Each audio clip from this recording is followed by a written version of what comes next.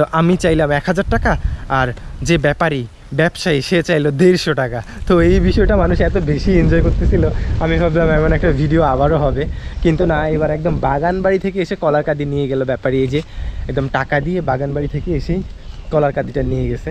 বাগান বাড়ি থেকে একটা কলার কাঁদি বিক্রি করে দিলাম। এইবার আর দর কষাকষিটা হলো না।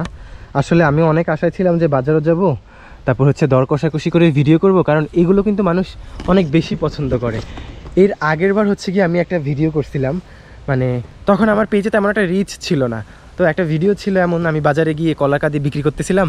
তো আমি চাইলাম 1000 টাকা, আর যে ব্যাপারী ব্যবসায়ী সে চাইলো 150 টাকা। তো এই বিষয়টা মানুষ এত বেশি এনজয় করতেছিল, আমি ভাবলাম এমন একটা ভিডিও আবারও হবে, কিন্তু না, এবার একদম বাগান বাড়ি থেকে এসে কলার কাঁদি নিয়ে গেল ব্যাপারী। এই যে একদম টাকা দিয়ে বাগান বাড়ি থেকে এসেই কলার কাঁদিটা নিয়ে গেছে। যাক, এক হিসাবে ভালোই যে বাজারে যাইতে হয় না কষ্ট করে এটা নিয়ে, তারপর দর কষাকষিও করতে হয় না। দর কষাকষি অনেক কঠিন, এটা করতে কার ভাল লাগে, তো বেঁচে গেলাম। যাই হোক, সর্বোপরি শুকরিয়া আল্লাহর, আলহামদুলিল্লাহ।